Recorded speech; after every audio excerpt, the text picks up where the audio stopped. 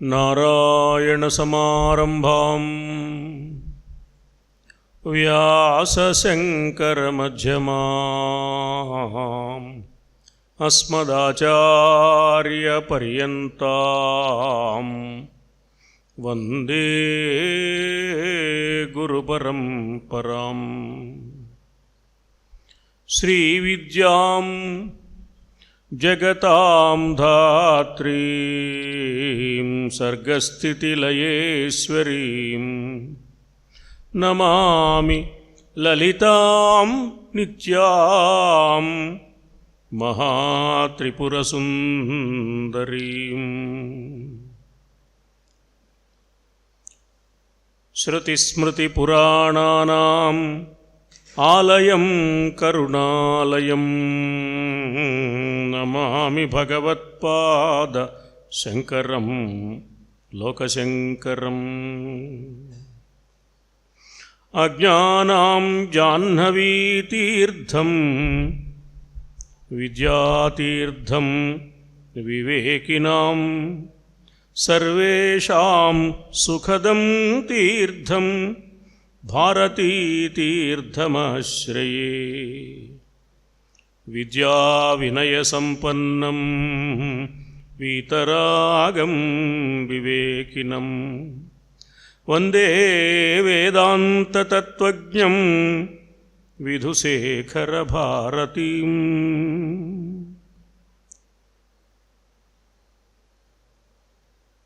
సృష్టిస్థితి లయాలకు మూలకారణ స్వరూపిణి, మహాలావణ్య సేవధి, సౌందర్య లహరి, లలితా పరాభట్టారిక మహాత్రిపుర సుందరీదేవి శారదా స్వరూపంగా ఆవిర్భవించిన ముగురమ్మల మూలపుటమ్మకు సభక్తికంగా సహస్రాధికంగా మునుముందుగా ప్రణమిల్లుతూ పవిత్రమైన వైశాఖ మాసంలో శంకర జయంతి మహోత్సవ శుభ సందర్భంగా అమ్మ తత్వంలోని అమృతత్వాన్ని గురించి పెద్దల ద్వారా తెలుసుకున్న 4 మంచి మాటలు ఆత్మీయులైన మీ అందరితో పంచుకునే అవకాశం లభించినందుకు ఆనందిస్తూ, అందుకు కారకులైన ఆత్మీయ మిత్రులు పెద్దలు శ్రీ సత్యప్రసాద్ గారు, ఇతరులైన నిర్వాహకులు అందరికీ ముందుగా నమస్కరిస్తూ, కర్త కర్మ క్రియ అన్నీ తామై మనందరినీ నడిపిస్తున్న ఆచార్యవర్యులు, పరమహంస పరివ్రాజక ఆచార్యులు, జగద్గురువులు, అనంతశ్రీ విభూషితులు, దక్షిణాంనాయ శృంగేరి శారదా పీఠాధీశ్వరులు శ్రీ శ్రీ శ్రీ భారతీతీర్థ మహాస్వామి వారి అడుగుదమ్ములకు, తత్కరకమల సంజాతులు శ్రీ శ్రీ శ్రీ విధుశేఖర భారతీ స్వామివారి శ్రీచరణాలకు భక్తిపూర్వకంగా ప్రణామాలు సమర్పిస్తూ, ఆసీనులైన ఆత్మీయులందరికీ సాధువాదాలు సమర్పిస్తూ, వేల జన్మల పుణ్యాల పంటగా మహనీయులందించిన మహత్తరమైన వాంగ్మయంతో నాకు లభించిన స్వల్పమైన పరిచయం ఆధారంగా నాలో కలిగిన ఆనంద అనుభూతిని మీతో పంచుకునే ప్రయత్నం చేస్తాను. పెద్దలు నిర్దేశించిన కాల వ్యవధికి కట్టుబడి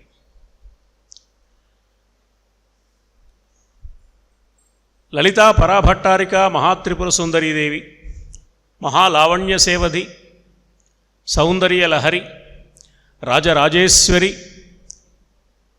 సమస్త సృష్టి మీద ఆధిపత్యాన్ని కలిగి ఉన్న తల్లి ఒక సింహాసనం మీద ఆసీనురాలైంది.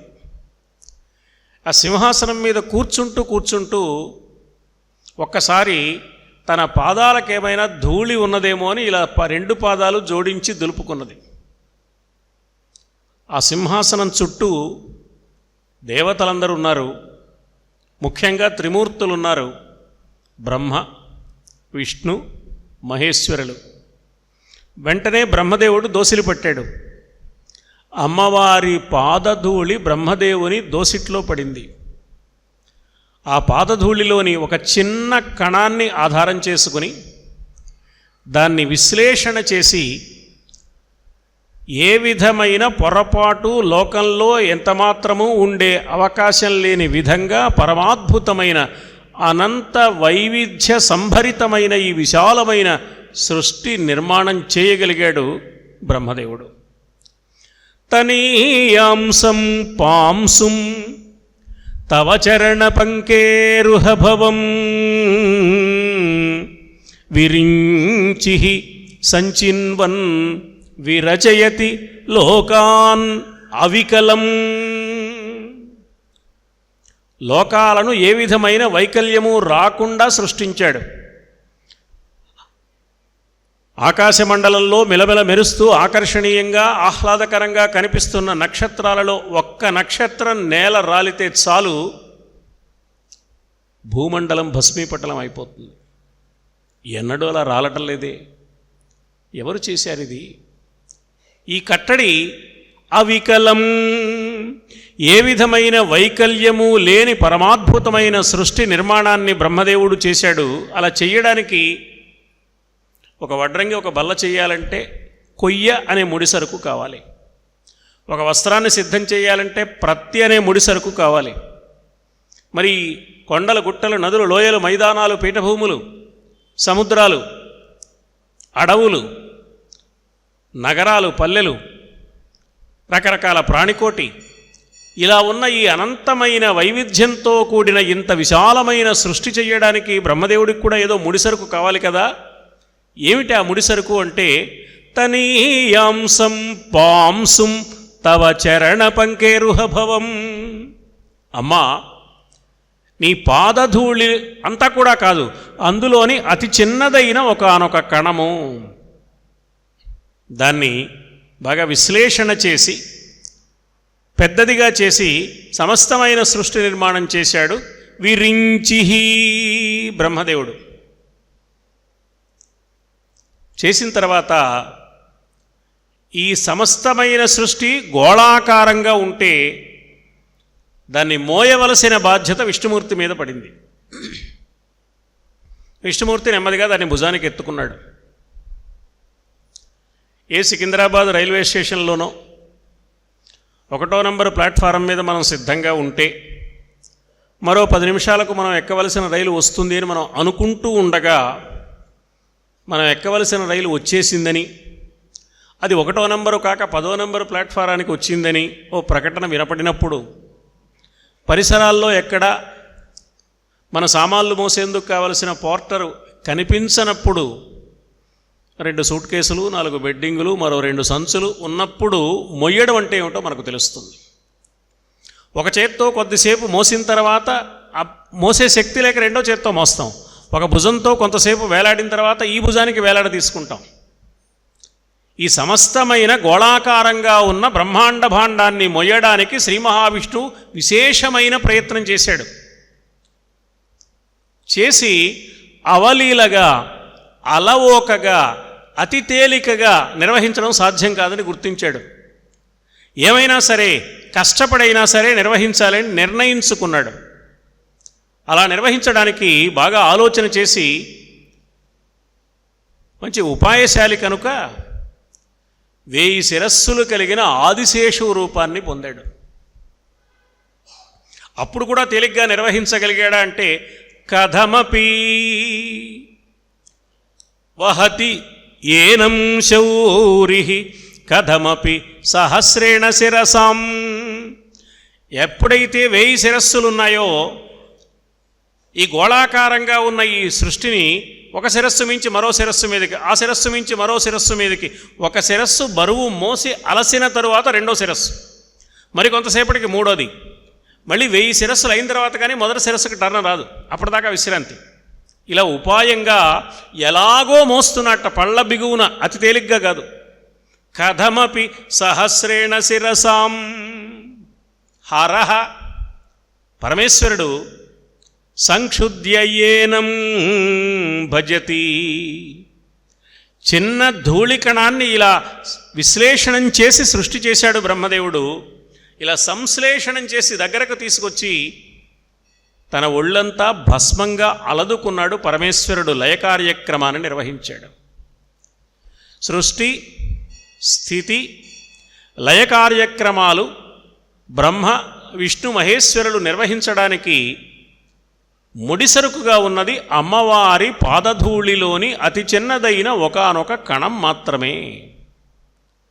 వహత్యేనం శౌరి కథమపి సహస్రేణ శిరసాం హరః సంక్షుద్య ఏనం భజతి భసితోద్ధూళన విధిం.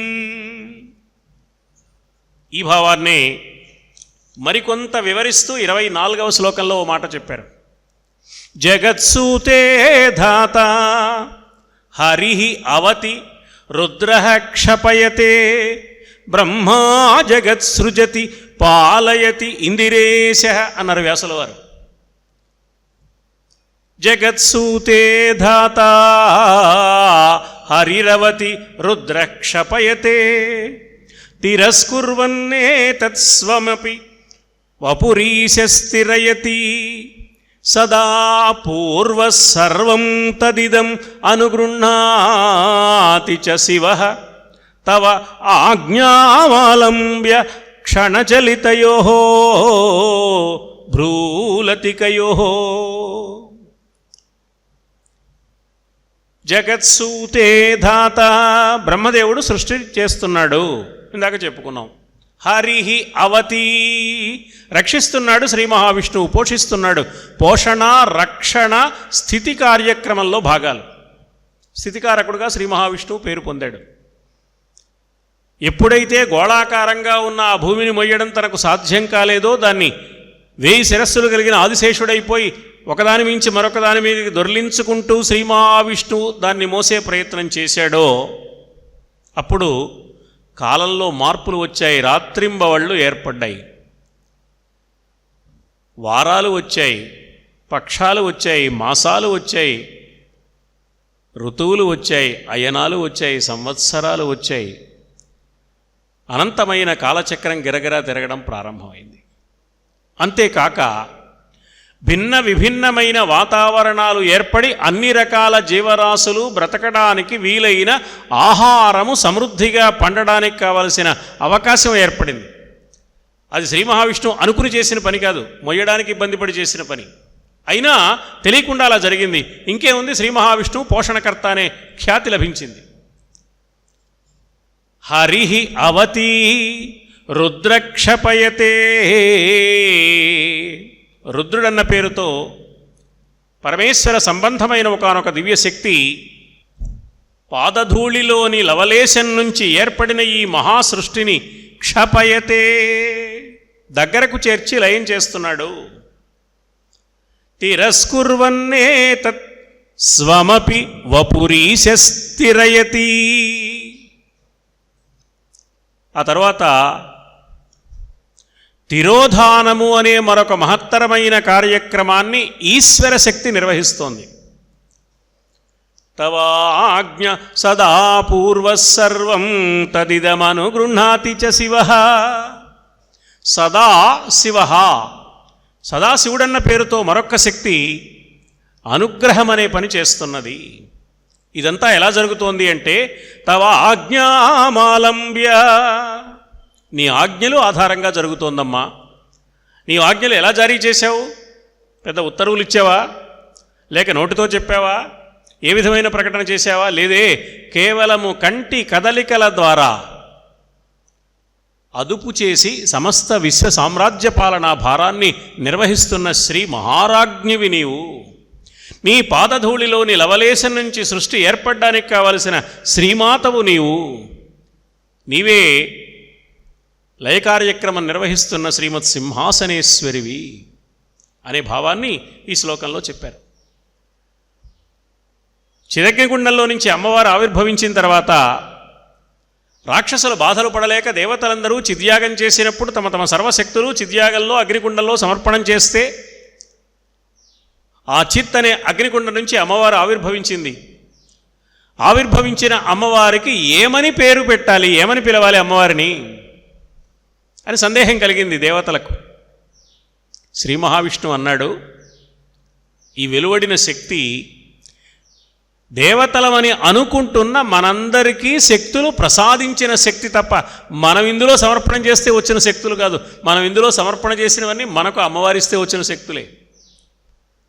తెలియక మనమేదో సమర్పణం చేసామని అనుకుంటున్నాం. మనం సమర్పణం చేసింది మన సొత్తు కాదు. పిల్లవాడు చదువుకుని పెరిగి పెద్దవాడై ఉద్యోగస్తుడై, నాన్న మొదటి జీతం అమ్మకు నాన్నకు బట్టలు తెచ్చానంటాడు. వాడి మొదటి జీతం అట్టది. ఎలా వచ్చింది ఆ జీతం? ఉద్యోగం వస్తే వచ్చింది. ఎలా వచ్చింది ఆ ఉద్యోగం? చదువుకుంటే వచ్చింది. ఎలా వచ్చింది ఆ చదువు? అమ్మ నాన్న చదివిస్తే వచ్చింది. తల్లిదండ్రులు ఇచ్చింది మాత్రమే బిడ్డ దగ్గర ఉంటుంది, కానీ బిడ్డ స్వతంత్రంగా సంపాదించుకోగలిగేది ఏమీ లేదు. ఆ సత్యాన్ని బిడ్డ మరచిపోకుండా జీవితం అంతా ఉండాలి. శ్రీ మహావిష్ణువు ఆ మాటే అన్నాడు, బిడ్డలమైన మనందరము అమ్మ ఇచ్చిన సంపదను అనుభవిస్తున్నాం. అమ్మ ఇచ్చిన శక్తులను వినియోగించుకుని మన కర్తవ్యాలను నిర్వహించగలుగుతున్నాం. అమ్మకు మనం సమర్పణం చేసామంటే కొత్తగా ఏమీ ఇవ్వలేదు. అమ్మ ఇచ్చిందే మళ్ళీ అమ్మకి ఇచ్చాం. త్వదీయమ్మస్తు గోవింద తుభ్యమేవ సమర్పయే. కాబట్టి అమ్మ కకార అకార మకారాలు కలిగిన తల్లి. కకారం బ్రహ్మవాచకం, అకారం విష్ణువాచకం. అక్షరాణం అకారోస్మి భగవద్గీతలో వినపడుతుంది. మకారం ఈశ్వర సంబంధమైన శక్తికి సంకేతం. కకార అకార మకారములైన బ్రహ్మ విష్ణు మహేశ్వర సంబంధమైన దివ్యశక్తులను కేవలం తన కంటి చూపు ద్వారా ప్రసారం చేసి అదుపు చేసి సృష్టి స్థితి లయాలను నిర్వహించుకోగలుగుతున్నది. కాబట్టి అమ్మ కకార అకార మకారాలు తన కంటి యందు కలిగిన తల్లి. అక్షి కామాక్షి అన్నారు. అమ్మవారి కామాక్షి అనే పేరు అందుకు వచ్చింది. కామాక్షి అంటే సమస్త సృష్టి మీద, సృష్టి స్థితి లయాల మీద ఆధిపత్యం కలిగిన తల్లి. దేవీ భాగవత పురాణంలో ఓ చిత్రమైన కథ ఉంది. త్రిమూర్తులు ముగ్గురు అమ్మవారి దగ్గరికి వెళ్ళారు. అది అంతర్లోక విమానాశ్రయం మణిద్వీపం. అక్కడికి వెళ్ళారు. అన్ని ప్రాకారాలు దాటుకుంటూ వెళ్ళారు. వీళ్ళకంటే ముందు వెళ్ళిన వాళ్ళు ఒక్కొక్క ప్రాకారం దగ్గర ఉన్న పోగుపడి ఉన్న సంపదలు ఏరుకోవడంలో నిమగ్నం అయిపోయారు, అమ్మవారి దర్శనం మరచిపోయి. వీళ్ళకంటే ముందు వరుసలో ఇంద్రాది దేవతలు ఉన్నారు, అష్టదిక్పాలకులు. వాళ్ళు 17 ప్రాకారాలు దాటారు. ఎక్కడ వ్యామోహపడలా. ఇనుము చూసి కానీ, ఇత్తడి చూసి కానీ, వెండి చూసి కానీ, బంగారం చూసి కానీ, రాగి కంచు వజ్రాలు వైడూర్యాలు మణులు మాణిక్యాలు ఇవేవీ వ్యామోహపడలేదు. కానీ చిట్ట చివరి ప్రాకారం అణిమాది అష్టసిద్ధుల ప్రాకారం. అక్కడికి వచ్చేప్పటికీ ఇంద్రాది దేవతలు కూడా ప్రలోభపడ్డారు. అణిమాది అష్టసిద్ధులు ఏరుకునే ప్రయత్నంలో మునిగిపోయారు వాళ్ళు. త్రిమూర్తులు ముగ్గురు మాత్రమే ఏ ప్రలోభానికి లోబడక అమ్మ దివ్య దర్శనానికి నోచుకున్నారు. అక్కడికి వెళ్ళారు. ఎదురుగా అమ్మ కనపడుతోంది సింహాసనం మీద.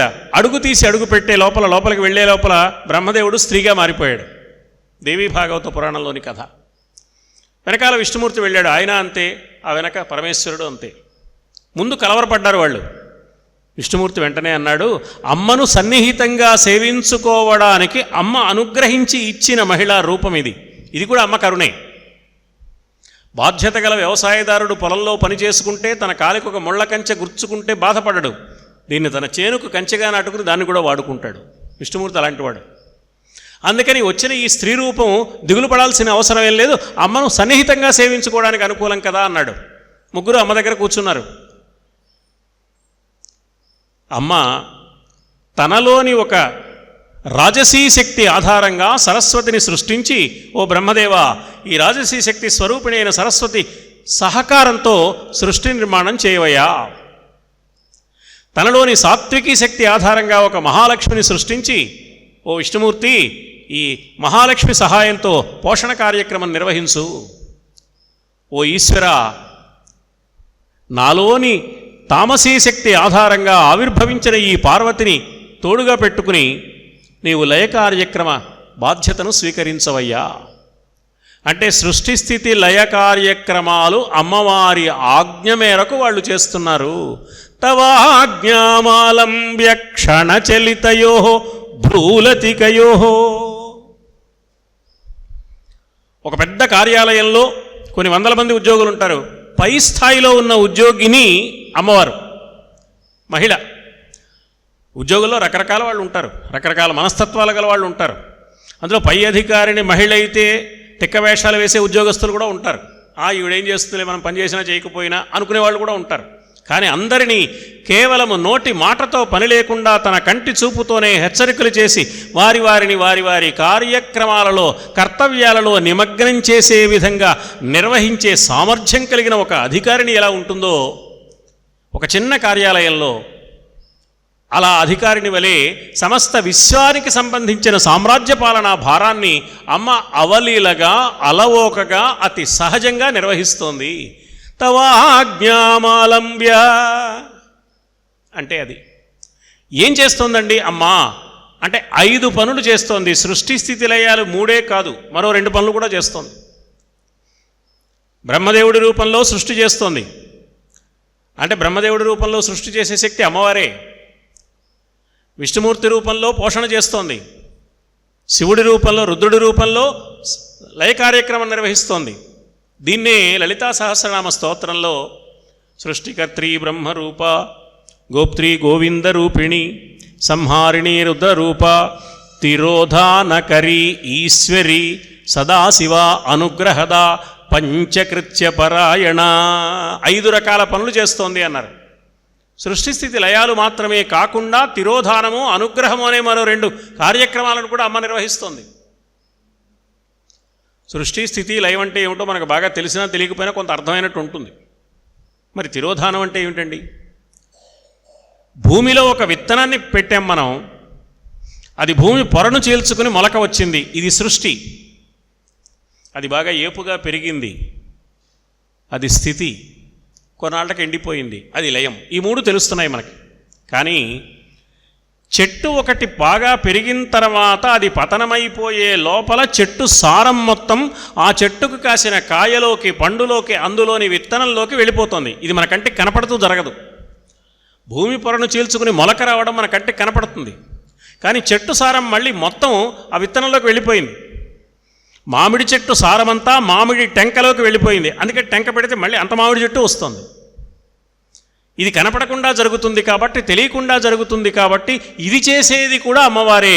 పునఃసృష్టికి కావలసిన అద్భుత కార్యక్రమాన్ని తిరోధానం అన్న పేరుతో అమ్మ కంటికి కనిపించకుండా నిర్వహిస్తోంది కాబట్టి తిరోధానకరి ఈశ్వరి. అప్పుడు అమ్మవారికి ఈశ్వరి అని పేరు. రెవెన్యూ డిపార్ట్మెంట్కి సంబంధించిన ఆఫీసులో కూర్చుని రెవెన్యూ వ్యవహారాలన్నీ చూసేటప్పుడు ఆయనకి తహసీల్దార్ అని పేరు. ఆయనే ఫస్ట్ క్లాస్ మ్యాజిస్ట్రేట్ కోర్టుకు వస్తాడు. అప్పుడు మ్యాజిస్ట్రేట్ గారు అంటారు. వ్యక్తి అతనే, చేసే పనిని బట్టి పేరు మారింది. ఒకే దైవీ శక్తి బ్రహ్మదేవుడి రూపంలో సృష్టి చేస్తోంది, విష్ణుమూర్తి రూపంలో పోషణ చేస్తోంది, రుద్రుడి రూపంలో లయం చేస్తోంది, ఈశ్వరి రూపంలో తిరోధానం నిర్వహిస్తోంది. సదాశివ అన్న పేరుతో అనుగ్రహం, ఇదంతా అనుగ్రహంతోనే చేస్తోంది. అనుగ్రహము అంటే అనుసరించి గృహ్ణాతి, ఏది ఎలా చెయ్యాలో ఆ విధంగా అనుసరించి నిర్వహిస్తోంది కాబట్టి అది అనుగ్రహము అని పేరు. అనుగృహ్ణాతి చ శివ తవ ఆజ్ఞామాలంబ్య క్షణచలితయోర్భ్రూలతికయో. అందుకనే శంకరుల వారు చమత్కారంగా ఓ మాట అన్నారు. అమ్మా, నీ పాదాలకు పూజ చేస్తే చాలమ్మా, నీ పాదాలకు సమర్పణం చేసిన పూజా పుష్పాలు నీ పాదాల దగ్గర భక్తితో శిరస్సు వంచి నమస్కరిస్తున్న బ్రహ్మేంద్రాది దేవతల శిరస్సుల మీద కూడా పడతాయి కదా, వాళ్ళలో త్రిమూర్తులు కూడా ఉన్నారు. కాబట్టి నీ పాదాలకు మేము పూలు సమర్పణం చేస్తే నీ పాదాల దగ్గర శిరస్సు వంచి నమస్కరిస్తున్న త్రిమూర్తులు ముగ్గురికి శిరస్సు మీద పూలు సమర్పణం చేసినట్టే అయిపోతుంది.